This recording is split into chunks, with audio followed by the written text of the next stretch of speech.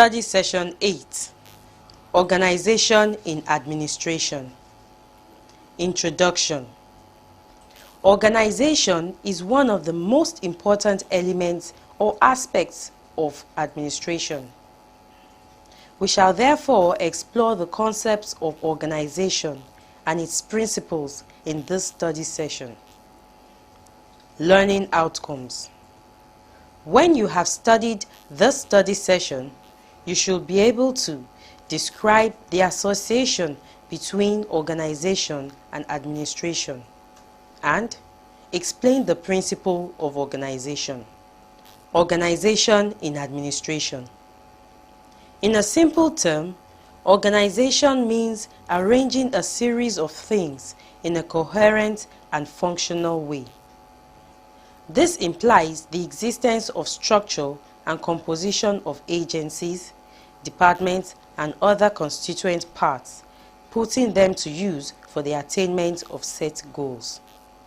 As a matter of fact, one can submit that organization is rudimentarily related to administration, as anatomy is to medicine. It relates to the systematic arrangement of persons and materials that are involved in the attainment of common goals. It includes the human relation element being put into use so as to serve the desired objective. With the least friction or crisis and maximum satisfaction for all concerned. Tip. Organization is rudimentarily related to administration, as anatomy is to medicine. It relates to the systematic arrangement of persons and materials that are involved in the attainment of common goals. Different writers have highlighted different aspects of organization. It has been described as the form of every human association for the attainment of common purpose.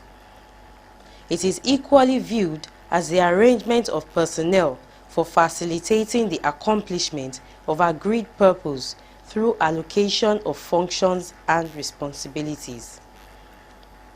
Organization is also described as a planned system of cooperative effort in which each participant has a recognized role to play and duties and tasks to perform. Essentially, an organization comes into existence when explicit procedures are established to coordinate the activities of a group in the interest of achieving specified objectives. For set goals to be accomplished, one of the salient functions of an administrator or administration is organizing, which entails the grouping of the activities necessary to carry out plans into administrative units and defining the relationship among the executive and workers in such a unit. Regardless of the kind of categorization of the vision of the administrative act or action, organization is certainly very important, if not most important element in administration.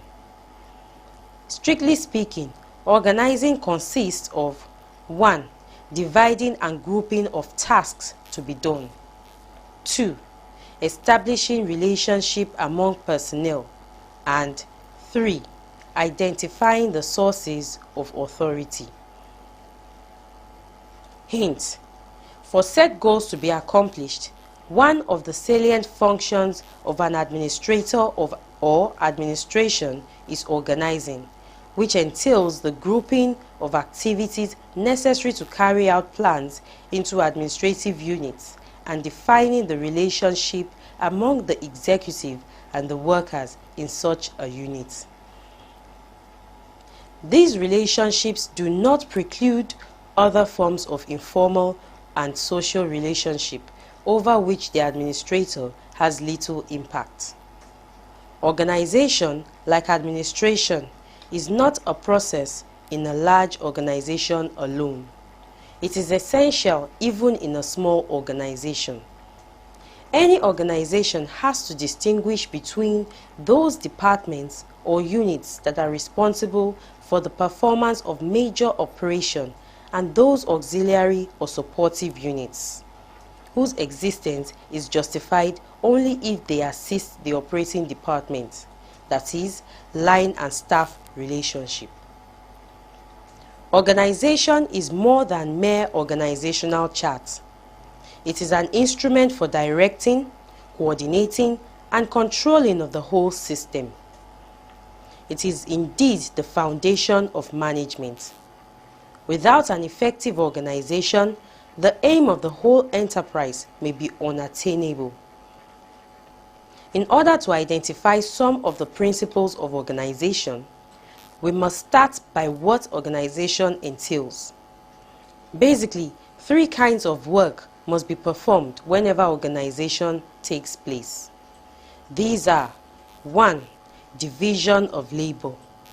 2. Identification of sources of authority. And 3. Establishment of relationship among personnel. If an enterprise is to operate effectively, division of labor is categorically imperative. This involves the division of the total tasks to be done so that each one in the enterprise does a bit of what is required for the attainment of the set goal. Also, the division of labor ensures that there is absence of duplication or overlap in the work being performed. The implication of a badly organized institution is very negative for goal attainment. Whatever happens, no administration can operate without an organizational structure of whatever sort. Note: organization is more than mere organizational chart. It is an instrument for directing, coordinating, and controlling of the whole system. It is indeed the foundation of management. Without an effective organization, the aim of the whole enterprise may be unattainable. Organization therefore remains very important in utilizing or fixing together individuals and their tasks. It is therefore a very important process for informing an individual where he or she fits in and assigning to each of those elements of the total administration for which he or she is to be responsible. Why is it important to assign responsibility? The answer lies in the fact that man differs in nature, natural capacity and skill. Sometimes in some organizations, lines of authority are hopelessly confused. With this type of situation, personnel seek refuge for non-performance in absence of a clear-cut or properly delegated allocation of responsibilities. Principles of organization. Organizations are of varied sizes and also have varied goals. It is therefore important to know that there is no formula or universal principle that can be applied uniformly to all organizations. However, there exist some general principles that are applicable to any organization. Scalar principle of organization. This principle constitutes the universal process of coordinating through which the superior coordinating authority becomes effective throughout the entire structure. Through the scalar principle, an organization is able to preserve the practical percept of an organization, such as the need for unity of command and the requirement that authority should be commensurate with responsibility. Tip: this principle, that is, the scalar principle, constitutes the universal process of coordinating through which the superior coordinating authority becomes effective throughout the entire structure. Staff and line principle. In the realm of organization, one of the most frequent concepts is that of line and staff. Through this concept, Administration supplements vertical hierarchy of authority, which is the scalar principle of organizing personnel and positions within the organization. Line and staff concept is best understood by way of illustration. The army is to be taken as an illustration because the army is said to have originated a line and staffing organization. Line organization is a simple mathematical subdivision within the army. There is Major General divided into brigadiers. Under brigadiers are regiments. Each regiment is further divided into battalions. Each battalion is divided into company under a captain and a squad under the corporal. The line of authority and responsibility runs continuously through the body from the top to the bottom. Alongside this arrangement is the staff organization, which is divided according to functions, e.g., emergency, supply, transport departments, etc. Line and staff are coordinated and cooperate. They do not stand against each other or to one another in any order of hierarchical authority. The function of line and staff are therefore non-antagonistic. They are not alternative or rival system or organization between which one may choose.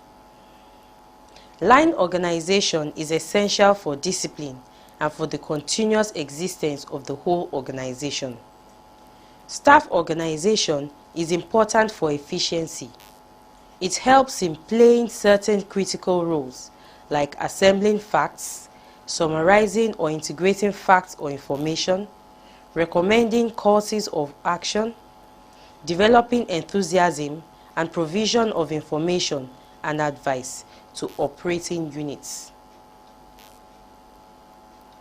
Note: line and staff are coordinated and cooperate.